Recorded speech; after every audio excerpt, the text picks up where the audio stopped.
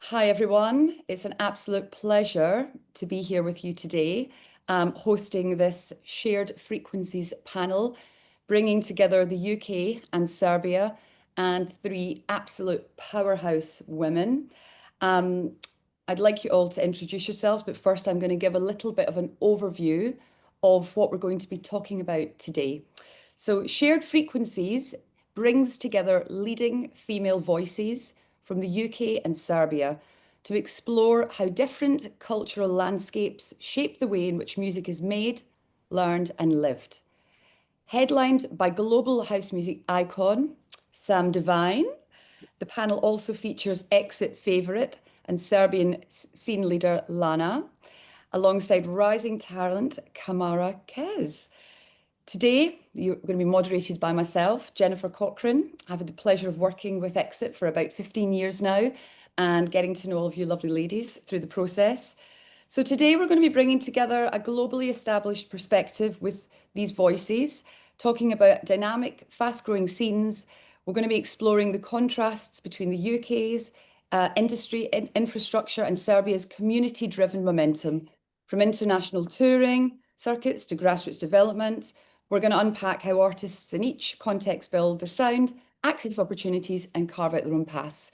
So I'd like each of you to please introduce yourselves, tell us a little bit about you and how you came to become a DJ. Lana, we'll start with you. Welcome. Yeah. Hello, Danny. Nice to see you. I'm Lanna. I'm 19 years old. I've been DJing since I was 12. The Exit Festival was my first breakthrough. In the last couple of years, I played on Exit Festival, Zamna, uh, Ibiza, and London, and that's all. I don't know. I also. Amazing. Thanks, Lana. Sam, how about you? Hi everyone, good to see you all again. I know we played together a few months ago at Exit Festival. I'm Sam Divine. I am a DJ, producer, and radio host and record label owner from the UK. I started out 25 years ago. Started off in a DJ competition. I'm self-taught. I won that competition, ended up being the resident DJ at a small club, went on to be the junior booker there. And then I did my first season in Ibiza in 2005, and it just all went crazy for me after my first season in Ibiza. Amazing. A seasoned veteran. How about I you? am indeed.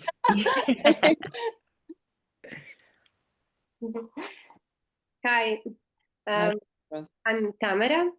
Tamara Kezz is my stage name, and I'm a musician, a music producer, singer, live performer, and also a DJ. Yeah, I started my solo journey 10 years ago. Now it will be almost 11. And I started just releasing music, and then everything is just evolving until now. Amazing. Well, thanks all for your time and joining us today. So let's talk a little bit about setting the scene. How would you each describe your local music scene? Give me it in like one sentence, summarize it. Sam, how about you for us over here? Well, I would say, I mean, the scene in the UK is thriving. I'm seeing a new wave of producers in the UK, particularly young males around 12, 13 years old. They're in their bedrooms making music in their school uniform, which I think is amazing. And I'm seeing a lot more female producers. So this is really, really exciting. And I feel like in the next 10 years, all of that kind of fruit of labours is we're going to see that. So yeah, I would say the scene in the UK is absolutely thriving. Amazing, amazing. How about you, ladies? How about what's happening in Serbia at the moment? Yeah, I think our scene is very dynamic. We have a lot of new crews and producers, but maybe sometimes this is confusing because we aren't really organized like a scene. But we have a real potential for growth. Yeah. Lanna, do you agree with that? Yes, same with Tamara, yeah. Yeah. And do you find that obviously with Serbia, do you feel like there's a lot of opportunity for you as young women in the industry? Is there, are you getting a lot of support from your peers, from others? Yes, definitely, yeah. Okay, amazing. Do you think there's any kind of misconceptions or misunderstandings about your scene? I mean, I think obviously from Serbia, Exit Festival is so famous, but it's obviously a much smaller scene than for us, say, in the UK. What do you think people's understanding is of your scene in Serbia? Do you think people from outside the Balkans know much about it? Yeah, certainly our scene isn't really recognized, I think, globally. Also, like I often hear people, especially our colleagues from Serbia, they're speaking like, what a scene, our scene doesn't exist. But I don't agree with that because uh, uh, I think like we have a real potential, as I said, and that we aren't really united. I see like a lot of room for development and strengthening the scene, but it definitely exists, I think, and it's worth investing in. Okay, cool. How about you, Sam? I mean, a misunderstanding about our scene that there's equality, because there isn't. I think female artists are paid less. I think they have lesser chances with, bigger labels. I'm really noticing that now because I've got back into producing myself. I had a little hiatus and back into it now. And even as a record label owner, trying to sign music of female artists, being a radio host, trying to find female music to put in my radio show.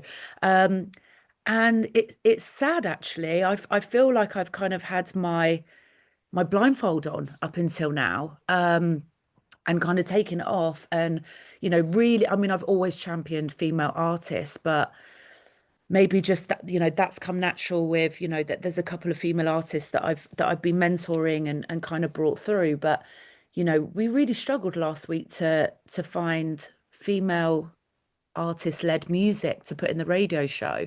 And kind of then as I got into it, I was like, God, we could have done a whole show on this. Why have I not been representing more females in my show? But moving forward, that's something that I'm definitely going to do. You just got to dig a bit deeper, because there is so much amazing music out there, female-led music, female, artists. So I think the misconception of, equality is something that is really misunderstood. It's such a boys' club. And my whole timeline from Miami is just male DJs, male DJs, male DJs. And I hate, putting the gender of male to female, but unfortunately it is a problem in our scene, and we have to shout about it louder and have more conversations around it, because the boys are just doing their thing. They don't know any different, but if you're a female artist, you can definitely feel the pinch for sure. Yeah, it's crazy, isn't it? Like in this day and age, you're still looking at like festival lineups and it's so disproportionate still. Yeah. There are so many amazing female talents out there. Do Yeah. you think I mean, Sam, do you think it's a confidence thing? Do you think that guys are just more confident in terms of putting themselves forward? Do you think women, why do you think? Because I don't doubt that there are so many more female talents out there that we just haven't seen yet. Why Yeah. do you think they're not coming forward? Is it a lack of opportunity? What do you think the core issues are? Well, all female DJs that I've met are powerhouses, so it's definitely not a confidence thing. I think it's more about, all of these, I would say a big percentage of bookers are male, and they're booking their friends. That's where the whole bro club thing comes from. I mean, I don't really know in 25 years, apart from, yourself, Jen, and, Ibiza with the nightlife, that Yeah. they're all female bookers, and I'm seeing a lot more female on on lineups in Ibiza now. But 10 years ago, there was hardly any. I just looked at, there was 35 hours of space in Miami and only one female DJ out of 35 hours. Seriously, wow. One female DJ. That's all they posted. And all I'm saying is like the 5 hottest records now that you should be listening to, they're all male producers. So we also, have to break down the stigma on social media of these certain platforms that are really, it's just pushing the bros. So unless you've got a female, female-led team in PR or press, then how are you going to break through unless you're Beatport top 10, which is really hard to do, So we've got a lot of work to do, a lot of work. It's such an interesting point about the female booker. Yeah. And it's not something I've actually thought about that much myself, but it is such a point. I am actually, I think, one of the only female bookers that I know other than Jodie and Leslie Yeah, in same. Ibiza. Same. And I mean, I'm always banging on at the team about, the female balance, the gender balance on lineups. Yeah. And of course, it's not about booking females for the sake of it, but it's about looking at the amount of amazing females that are out there and actually going like, let's give them a chance, let's put them in that lineup. Yeah. And that's why I'm really proud of what we've done with Exit, with Yeah. Lanna, with Tamara, and with other females that we're bringing up through the ranks. I mean, girls, obviously in, the Balkans is a very male place. You two are very much paving the way for females on the stage, making great music, headlining your own shows. How do you feel about the opportunities that you have as women, not as artists, but as women? Do you feel like it's more challenging for you, or do you feel like it's all okay? I don't know. For me, it's okay, but mm, I don't know. It's okay for me, I think. Yeah. Tamara, how about you? Have you felt like maybe less opportunities as a woman, or has it been okay for you? Yeah, no, for sure. I think when I was young and free, of course, I had bigger opportunities, and I just went for and performed everywhere where I wanted and where I was invited.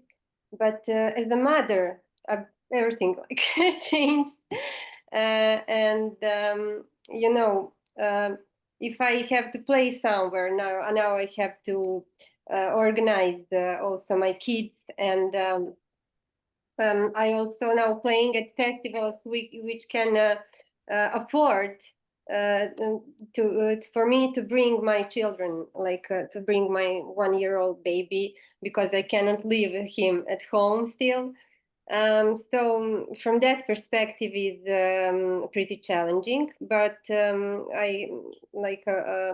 I'm fortunate that I really collaborate with great people, and when I stay like my situation, they also support me. So I think the scene is always changing, and it's like becoming normal to be a musician and a mother. Like maybe 30 years ago it wasn't, but I think now it's getting better and better.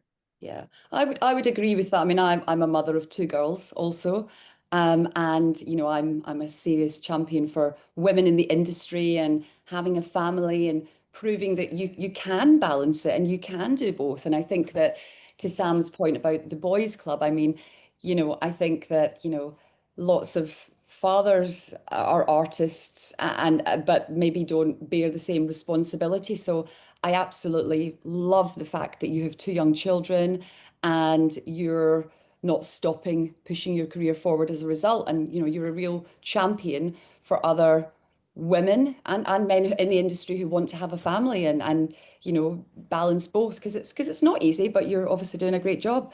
So I think let's talk a little bit about making music. You all produce, you all make music. I'd like to talk a little bit about your influences and why you make the music you do. Who are your influences? What are you influenced by? What is your process? Sam, how about you? I mean, obviously you've been doing this for a long time, but tell us a little bit about it. Well, I mean, I think being from the UK and coming through the different scenes that I've been has had a huge impact on certainly what I play. Maybe not so much what I make, but certainly what I play. You know, I started in the drum and bass scene, the hardcore scene, you know, breaks, hip hop. You know, I play a lot of hip hop edits in my sets that are influenced from that. You know, I'm obsessed with America, so it's kind of like my influences come from kind of that, you know, American hip hop, R&B as well. You know, I've just signed a record now which has got a sample of Brownstone If You Love Me, and the reason why I signed that is because, yeah, the reason why I signed that is because I went on a French exchange when I was 14 years old for a month, and I had my CD player, and the only CD that I took with me was Brownstone If You Love Me, and I played it to death, you know, and I wish I'd done that edit myself, but now I've signed, you know, and we're getting the sample cleared. So, yeah, I think, you know, the scene that you kind of grew up in or around or that you rave to has a huge influence on your preferences of music. You know, I didn't get into house till much later on. You know, I was a garage girl through the 90s and early 2000s until I kind of found Defected and Soulful House. You know, my influences are Dennis Ferrer, Kerry Chandler, Masters at Work. And, you know, whenever I go into the studio, I'm like, right, I want to make a record like Dennis Ferrer. You know, you're never going to get that because he is, you know, one of the top producers in the world. But definitely through, you know, Kerry Chandler's work ethic. You know, I've hung out with Kerry, I've been friends with him for many years. And I think you kind of take bits from everywhere and feed it into your own story, whilst still staying authentic and true to yourself. I think that's really important. When you start following trends, you know, that's kind of where it breaks down. You know, I see very young producers now, they want to make records, so Chris Stussy plays them or Fisher plays them, you know, and I feel that when you're making records for a certain artist to play, your window is very small. So whenever I go in the studio, it's kind of whatever has been influencing me for the last couple of months, records that have been really working in my sets. And then I have three references. And they always turn out nothing like how I went in the beginning. But I feel like I'm on a roll now. I think having a really good producer and engineer who gets you as well, because I don't make my own music. You know, I kind of went past that and thankfully, you know, came through as a DJ rather than a producer. Whereas I think nowadays you have to do both, or you have to have a really good manager, a really good agent, who are really pushing you into a certain kind of lane, I guess. But I think it's important now that you have everything. Producer, you know, if you have a radio show, a DJ, you know, a promoter, you've got to put on so many different hats now. And I think that influences also when I'm putting lineups together. You know, it's really important for me to have diverse lineups, and book DJs that I love their music. You know, I want to hear them play the records that I love. So yeah, I mean, all of that comes with time and knowledge, and you know, it takes a really long time to kind of get where I feel solid where I am now, making music and as a promoter and as a producer. Yeah. So you're saying stay true to your identity. Absolutely. Yeah, absolutely. How about you, ladies? Tamara. Yeah, I totally agree with Tam. I'm also always trying to follow like my own identity, but yeah, I think our heritage really influenced me a lot, because in the beginning I used to just sing, and like from my early childhood I sang those traditional songs, and then I'd like when I was studying art history, I was also like investigating our tradition, and how can be our heritage preserved and also promoted in modern like time. So I had that idea that somehow I can make a project, but exactly when I started doing that, I just went with the flow. I didn't plan too much. And I think that's very important to have that thread which continues throughout your work. Okay, amazing, amazing. Lana, tell us a little bit about you, because you're actually attending a DJ Academy at the moment as well, aren't you? When you're making music, what is it you think about when you're making music? What is your process like? What is when you're who's your influences? There are many DJs that influence me. I don't have a specific style. I just get into the mood and let the music lead me. I don't know. And it works because you're doing amazingly, amazingly. Do you when you're learning, so again, it takes us back to the point, Lana, because you're learning just now, you're in an education setup. With what do you find that you have good resources available to you Yeah. where you are? You feel you have enough resources, enough support? Yes. Yes. Yeah. Okay. How about you, Tamara?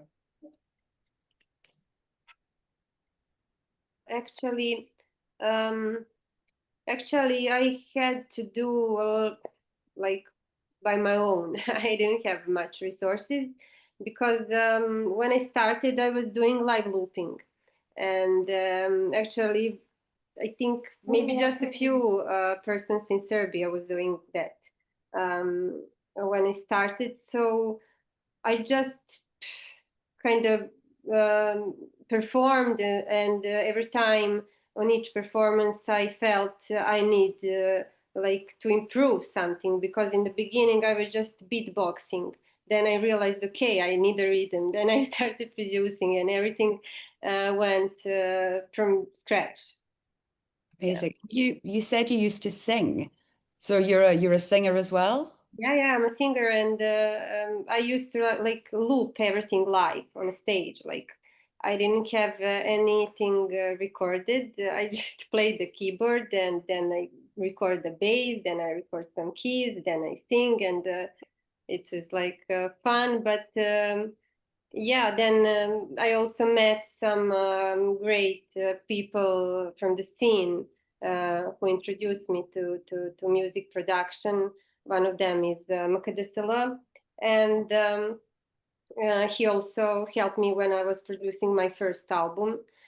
But then I just decided that I want to do, I want to learn producing as well. But later, like after my first child, I felt a bit stuck because I really felt that I need something more. So I was searching for new resources, and then I found like Freedom Engine Academy by Matthew Johnson, and I was like studying there, and it also helped me to come back on the track and produce music. Yeah. So you went through the academy after you had your first child? Yes. Yeah, Yes.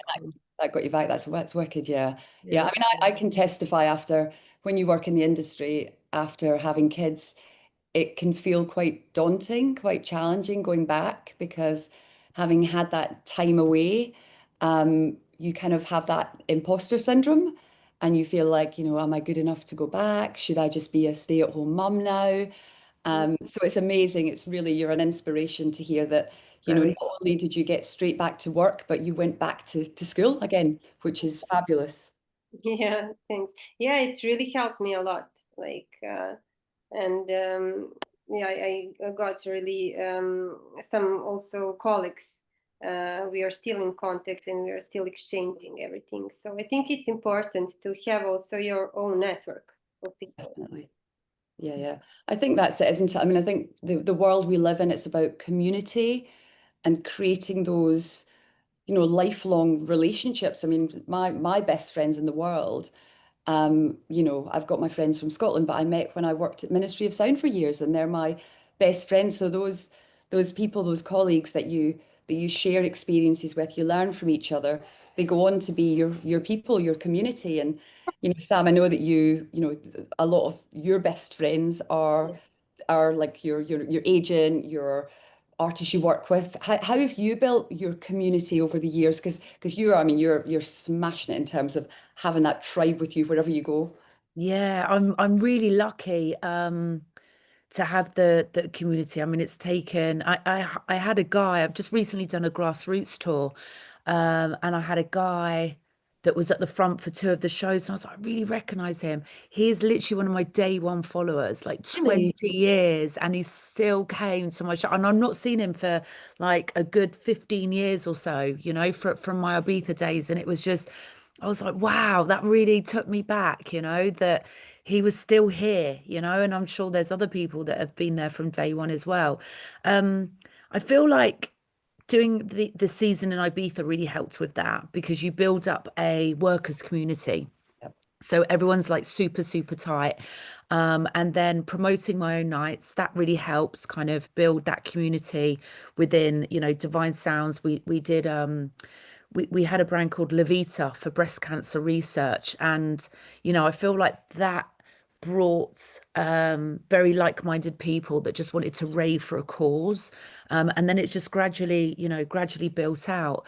I feel like the radio show has been huge for me and had a huge impact on my career because, you know, someone from Bristol in a tiny seaside town of Western-super-Mare. Like, how does someone in America listen to my music, or someone in Australia listen to my music, or in Asia?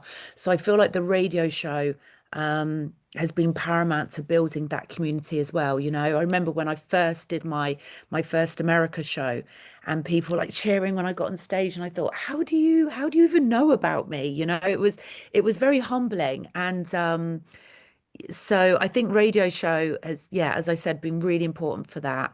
Promoting my being a promoter, putting my promoter hat on, and then you've got your producer hat. All of this is like a network and a spider's web almost that kind of, you know, starts with you at the heart of it and then kind of spreads out so that you become a global international artist. But it's those little steps in the beginning.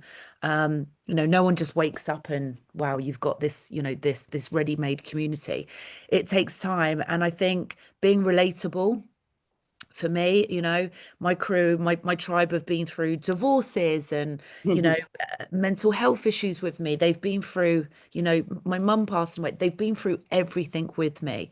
And I think that's why people have stuck with me because I'm so relatable. You know, on stage, I'm Sam Divine, and at home, I'm Sam Wilcox. Love that. How about you girls? Because I know that obviously, you know, Tamara, you've got a family, you've obviously got a support network. Lana, obviously, your mum is your closest bestie and travels everywhere with you. How are you sort of focusing like outside of the exit family? Lana, do you feel that you have a community building? You have a good network around you? Yes, Jenny. Yeah. And like Sam said, are you when you're playing, do you see people in the audience that they follow you? They come to your shows? Yes. Your little fans. Barbara, you see that also? Do you have like a little fan base that follow you on the road? Yeah, for sure. But it's interesting because like my sound is changing a lot. Like um like I the last thing I started is the DJing.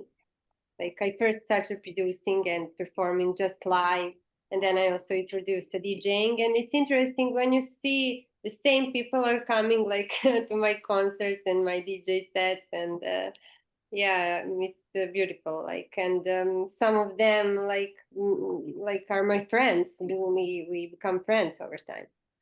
I love that. I love that. But I mean, it's such a nice industry to work in, and it's really hard work and it's challenging. So it's so important to have those friendly faces around you to kind of give you that little boost when you really, really need it. Um, I kind of want to talk a little bit about what we think are the differences between the UK and Serbia. I mean, not just musically, but generally. I mean, Sam, you played for us for Exit 2 years ago. You just Yeah, did a show in Belgrade. yeah. It might be quite good to get your kind of perspective on this, just the kind of what you think the main kind of points of differences are, just generally, musically, community, just across the board. Um, well, I probably haven't experienced Belgrade and Serbia enough to really comment on it. I mean, I had such a warm welcome when I played for you guys before. Um, so yeah, I mean, in terms of before ladies, hadn't heard of your names on the lineup. So that was really cool that it was an all-female lineup, because I mean the differences is you don't get that in the UK. You don't have all-female lineups. So it was really cool to connect with the girls. And Tamara, we did a piece on Women's International Day because I just thought you were really cool. And likewise, Lana, we just didn't have enough space. But I feel like in Serbia and Belgrade and just Eastern Europe, like they're really, really supportive of their scene, if you like. Whereas the UK is a bit wild, wild west, I guess, is the best way to put it. But yeah, having not played in Serbia enough to comment on that, but that was my initial thoughts. Well, we need to get you back a lot more then, don't we? Yes. Station again. Yes. Yeah. Tamara, have you played in the UK? Have you played in London? No, I played at the Glastonbury Festival. Okay. Okay. Uh, yeah, I never played in London. It was I played just once, and actually I had two shows at Glastonbury, but yeah, I think the biggest difference is probably like the opportunity to grow. Like I see in Serbia, most promoters and organizers tend to focus on importing international acts rather than nurturing and developing our own scene. But that's the main thing I see, and for me, it seems the UK is much more focused on strengthening local scene and exporting it internationally than Serbia. Yeah, yeah. I think that's it, isn't it? It's about this cultural exchange and this import-export of talent, which is really what the Shared Frequencies project was about. Bringing a leader like Sam from the UK to collaborate with the scene's leaders, you two, and put you together. And I mean, I was sad I couldn't come to the show, but I heard it was absolutely incredible. And I think let's do more of that. Let's collaborate more together and get you powerhouse women doing more together. Because I think this international exposure in both territories is so important for all of us. Um, if we were going to talk about, like doing your own thing, I mean, we touched on having your own identity. If you were, I mean, it's I don't know, a bit of a back and forth question, but if you want to kind of like do your own thing, if you wanted to kind of set up something on your own, Lana, if you wanted to do something new in Serbia, what would you do? Something new for you? Oh, I don't know. Um, Is your thing to do your own party or to, I don't know, do a new collaboration? Is there something like that you would love to do, which was just your own thing? Definitely more collaboration with local artists Mhm. and I don't know. For the next time, we'll put some plans together. And what about you? If you were, obviously, it sounds like you've been doing a bit of everything. Is there something, new that you would like to create, something in the pipeline at the moment? Yeah, I don't know. For now, I'm feeling a bit disconnected from Serbian scene because I moved to Slovenia. I'm living now in Ljubljana, and it's a very small city, and everything is like different. But yeah, I think it's hard to make new things in Serbia, to be honest. like it's a bit of kind of struggle to put everything together because of like our situation right now and politics and financial situation. But you know, we Serbs are a bit strange nation. We love to suffer, so So like, resilient. yeah. Yes, I think if someone has that vibe and want to do something, then it's of course possible. But you just kind of make a big effort in it. Yeah. Cool. So we talked already about kind of community and support and how the local community is so important for you. But do you feel like your local communities are helping you shape what you do, or do you feel like it's something that you're having to kind of push forward with yourself? Like Sam, I mean, you've built that community yourself, but do you feel like it's like obviously in the UK, the scene is so much bigger than in Serbia. There's so much more opportunity here and just so much more of everything. But do you ladies feel like your local communities help you shape what you're doing? Yeah, I mean, I think so. I mean, I wish I was Scottish or Irish because the Scots and the Irish really, really get behind their people. Oh my goodness. I'm from like Bristol. So, I mean, even though the Bristol scene is incredible, you know, we've got a huge jungle scene, a huge drum and bass scene, you know, massive attacker from Bristol. Um, but in terms of like at the raves, you know, I hear loads of different accents and hardly ever Bristol. Whereas I look at like, you know, Hannah Lang or Calvin Harris, you know, the Scots really get behind their artists, and I love that sense of community. And I always think, oh God, I wish I was Scottish or Irish or you know, Asia are the same, you know. So I think, you know, local communities for me, that's why I went back to grassroots, you know, because I started in grassroots venues, playing to bar staff, playing to no one, you know, learning my craft, learning the art of being a warm-up DJ. And then 25 years full circle, going back to those communities. Um, and, you know, it's so important that we support these grassroots venues. And it just made me think, you know, my goodness, there's next year I'm going to do it again. And the tour was called 555 because it was 5 hours, 5 cities, £5 early bird tickets.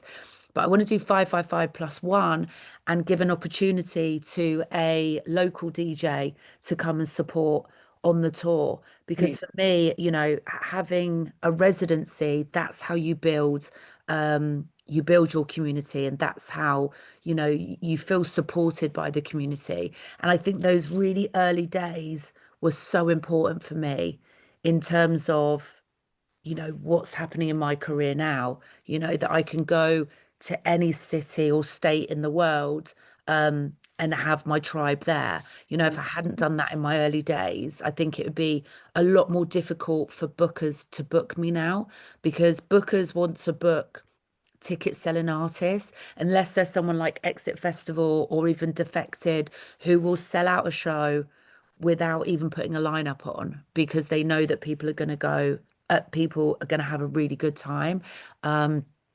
And it almost, you know, then I feel like as a booker, you just need to put artists, a diverse lineup together. That's really important. If your brand is bigger than the actual DJs, I think that's a really good sweet spot to be in. And that's how you build your community.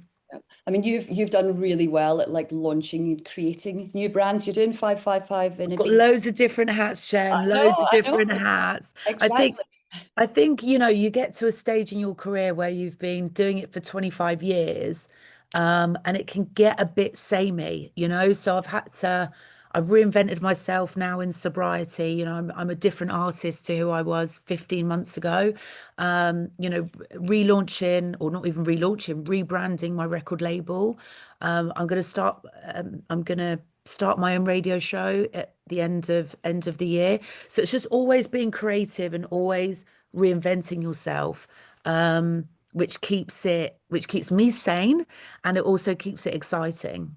Definitely. Do you feel like obviously you know, like myself, you came from Ibiza back in the day. Yeah, Do you feel like having, you know, obviously through Glitterbox and Defected over the years, now doing your own residencies there, do you yeah. feel like that has really helped elevate not just you as an artist, but in terms of you as an entrepreneur as well? Because I mean, you are an entrepreneur. I mean, you're a businesswoman. You wear so many hats, like you said. Do you feel Yeah. like having that kind of like that consistency week on week party has really helped elevate things? Yeah, well, do you know what?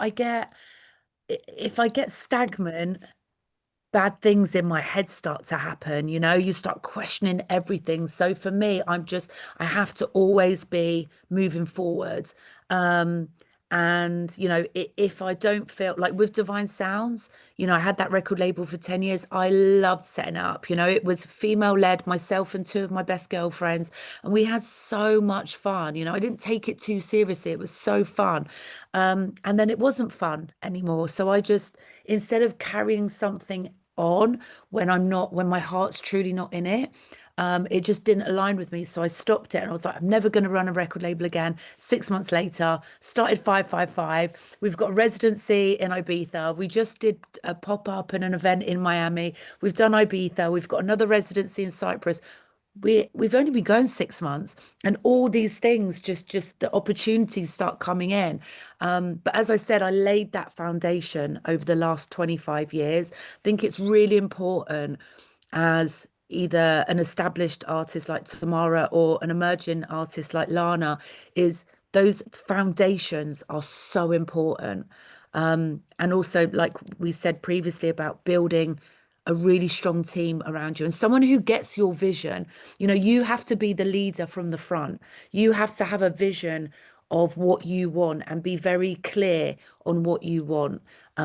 Because if you're just following trends, or you're just, DJing here, there, and everywhere, if you haven't got a strategy, that will kill you off in the end. Yeah. I think it's such an important point about, you know, you have to love what you do. And the second you stop loving what you do, Oh, it's that's over. it's Yeah. it's your community, your fan base will see that. Lana and Tamara, to you ladies as well. I mean, with regards to what Sam said, has there been a point where, I mean, Lana, obviously you're a lot newer to all of this, but has there been a point in your career so far where you have felt that you're maybe falling out of love with it, or things have to change? And like Sam said, maybe reinventing yourself or changing things up a little bit. Has there been a kind of turning point at all? Yes, first of all, thank you, Sam. It was very inspirational to hear all of this information from you, because I also have that urge for a change. Like my release is a kind of like a bit surprise also for me, and I also like changing my setup a lot. If I get bored of some instrument, then I change it and go into something new. But what I'm also trying to do with some kind of limits, because I think that the best like ideas are coming when you're a bit limited with your resources. Like if you have endless resources, then you just sometimes got lost in all of that. But yeah, I would totally agree about local communities, and I think they're absolutely the most important in shaping and reshaping artists. Because like I think my own story is also a great example, because I started as a musician. I never imagining I'd become a DJ. But it was the local community, my local community in Belgrade, who pushed me in that direction, and something new opened for me, and it's always exciting. And I think, yeah, it's also important to have fun, to not take all those like your um, if it's fun for you, then probably all your community and your fans will recognize it, and trust you to go to that journey with you. Yeah. But it's so true though, isn't it? How lucky are we to work in such a great industry where we are creating these amazing experiences for people to have fun, to laugh, to, you know, to listen to great music, to be part of that journey with you. And, you know, like obviously with everything happening in the world just now, you put on the news, it's negativity. So how great is it that we can put on these fabulous experiences for people, and the love of what we do transcends to our community. Lanna, do you agree with what the girls like? Do you feel like the love and support you get from your fans and your community is what keeps you happy in your process? Yes. uh, I love to be part of community. I don't know. Yeah. Yeah. And the people in Serbia, like I love to watch you play, the reaction you get from the audience. You know, for somebody, how old you were 13, is that 14 when you played your first major set with headline artists? You were like Yeah. so young, yeah? Yeah. I mean, that's amazing. Amazing. And for, you know, to be an inspiration for other young women, especially to see, you know, to really put Serbia on the map as a destination go-to for music consumers and music lovers, and to see somebody as young as you know, playing with Solomon and playing with Leila Benitez and playing with these huge artists. You know, you've played like back to back with some of these massive artists.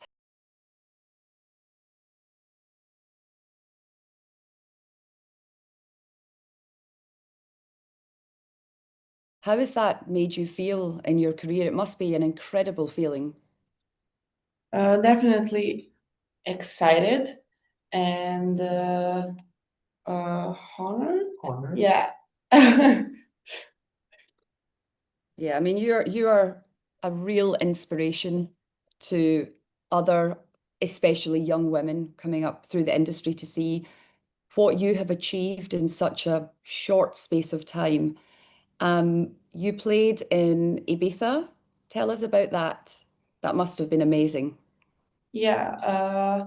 It was 2 years ago, I think. Yeah. Yeah. I played with Eric Brights and David Guetta at Hype. Wow. Yeah.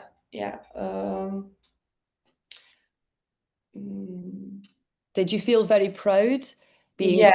from Serbia? Like Yeah. this little girl from Serbia playing the most famous, the number one club in the world with these huge artists. Yeah. You know, that's a really, really proud moment for Serbia, because Yeah. Sam will testify how difficult it is to get these plays.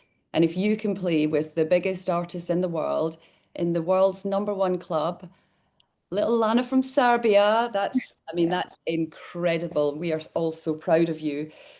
Um, so I think we let's talk a little bit just now about like looking forward. What changes would you like to see in your local industry? Lana, what changes would you like to see in Serbia? What improvements? What would you like to see? How can Serbia support its music scene better? What would you like to see?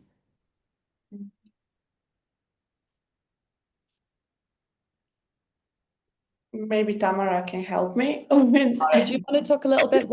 What changes would you like to see in the Serbian music scene? Yeah, for sure. I would love to see like more professionalism, um, with the focus on building and exporting our local scene. Like it's great to see Lana, like she's doing the best job for all of us, I think, because we have so much to offer, and I believe we can certainly make it happen.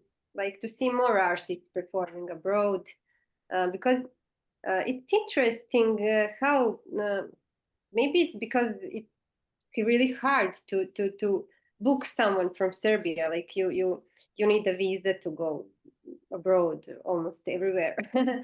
So maybe those complications are, I believe it influences also why we are not booked as much as the artists from other countries.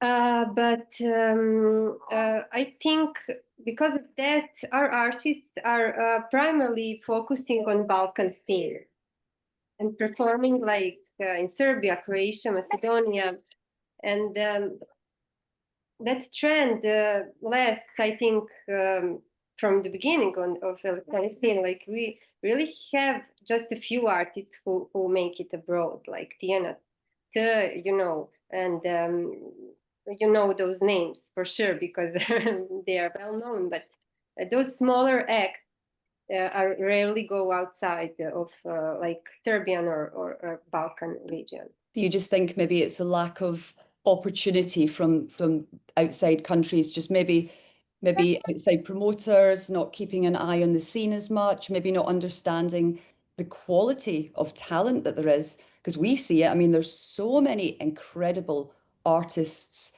coming from the Balkans, you two as prime examples, you know, incredible talents, fantastic performers, but it's maybe just the lack of opportunity and the lack of, you know, understanding and experience from the outside world that there is so much great talent there.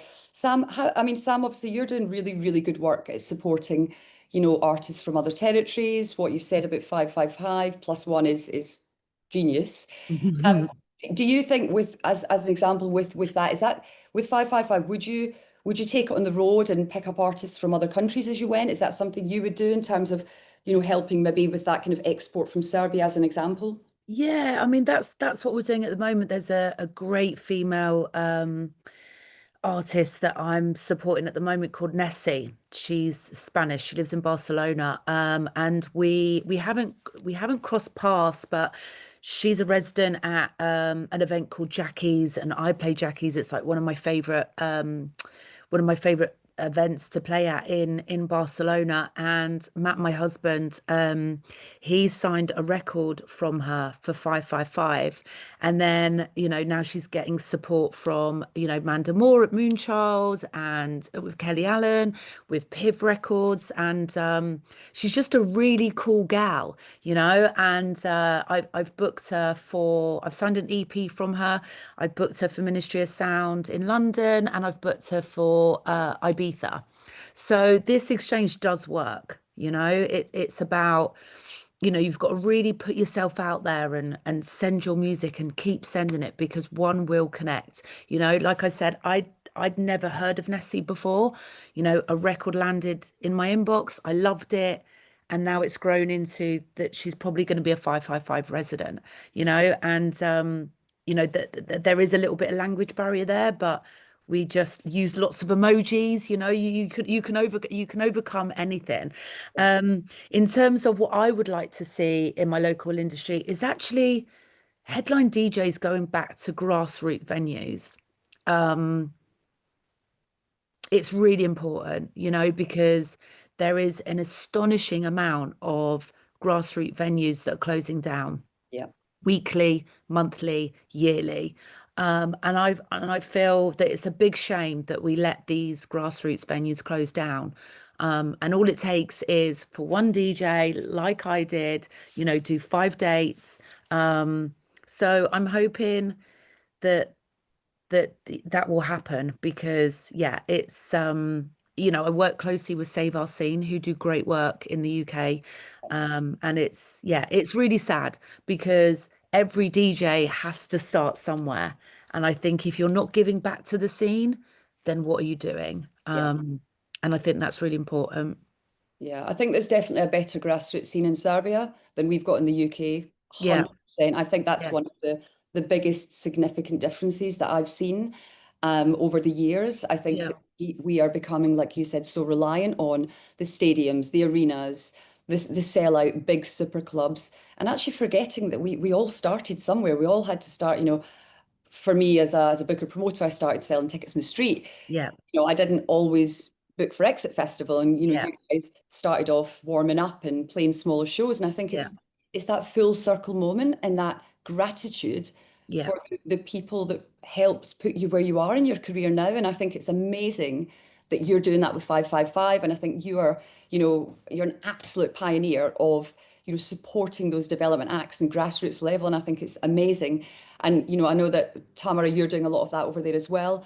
I think, we're going to wrap up soon, but I think that I'd like to talk about what advice would you give? I mean, Sam, you especially, what advice would you give young female artists trying to navigate this crazy scene that we're in? Yeah, I mean, be patient. I think that's the biggest thing, because we are ruled by social media in this day and age. Back in the day when I was just first starting out, there wasn't social media.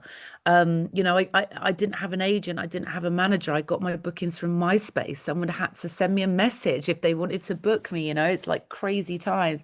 So it can take a really long while to build something, to build your foundations, to build your community, to build your team. All of this takes time and patience, because living in a world where someone blows up on TikTok and it's like, oh, you've made one record and now you're playing on all these big stages. I would not do anything differently in my 25-year journey. It's very humbling. I've stayed grounded. I've mentored. I'm contributing towards the scene. And all of that takes time. 25 years in the game. And I really feel like the fruits of my labor are flourishing now. I feel a confident artist. I feel like the music that I'm putting out, I really love. The shows that I'm playing at, I really want to play.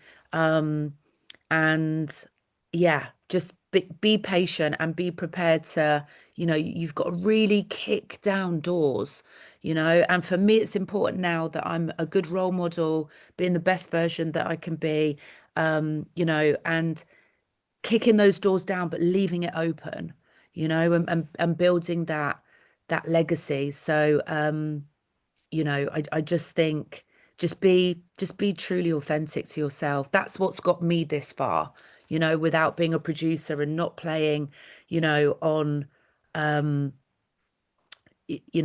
like say some of the guy or some of my male friends that are doing it. It's just stay in your lane and love what you do. Love what you do.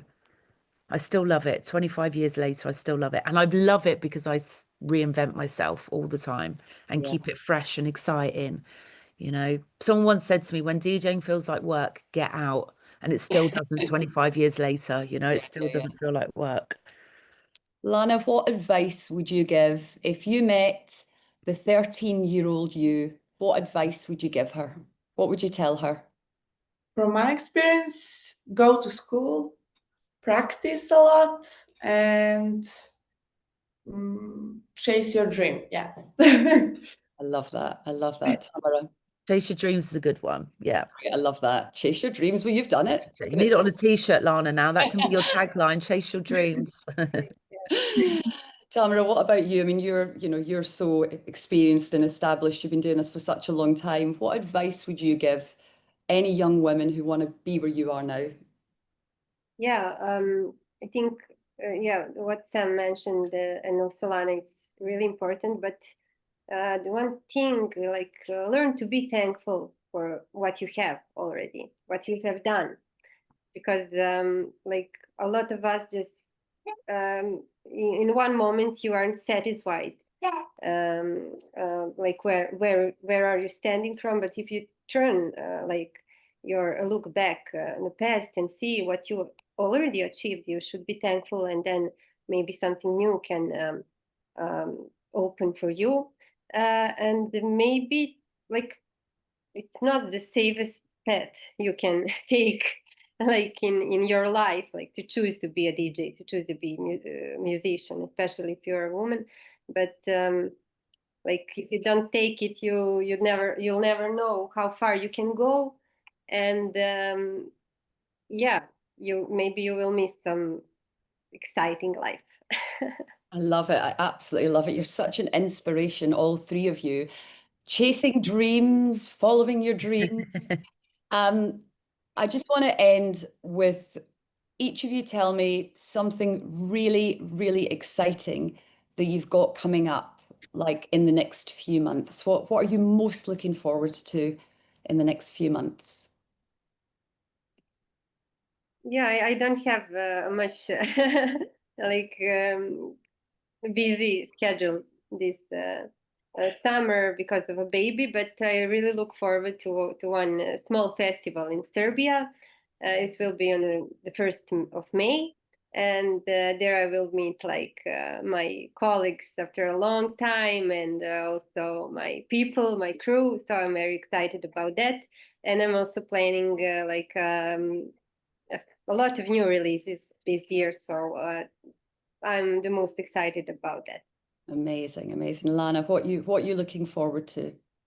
I have a few great gigs this summer. Next one is Sea Star in Roma, Croatia, and after that Malta. Yeah, and All big festivals, I have to say, not just bookings, all big festivals. Amazing. And Sam, what about you? I know you've got everything going on. Yeah. Everything. I'm excited for everything. So we are launching 555 in Ibiza this summer. We're announcing, so this is exclusive. We're announcing on Thursday. We've got 4 dates at Cova Santa, which this is a dream come true for me. You know, I've been playing in Ibiza for 21 years and always dreamed of having my own residency, and it is finally coming true this summer, and I'm so excited, and I'm really excited about the lineup. You know, I've really booked some really cool acts, and yeah, I'm just excited. We've also got a residency, 4-date takeover in Cyprus. We've got a Ministry of Sound takeover, which is a full circle moment for me. I got actually signed to Defected off the back of playing Ministry of Sound in 2009. So to actually now create my whole lineup and take over all 3 rooms in Ministry, which is massive. So yeah, and touring, and yeah, I've got a record coming out next month. I've got a few records coming out this summer, and excited just for the label, really. It's 555 to the world, baby.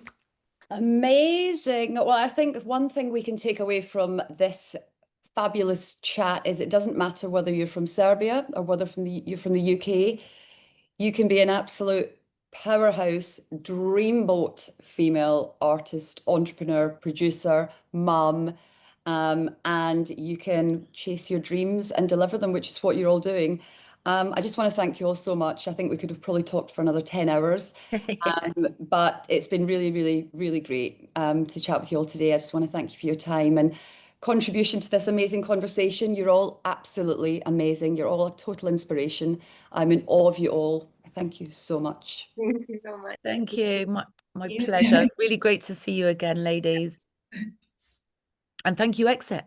Thank you, Shared Frequencies. Oh my God.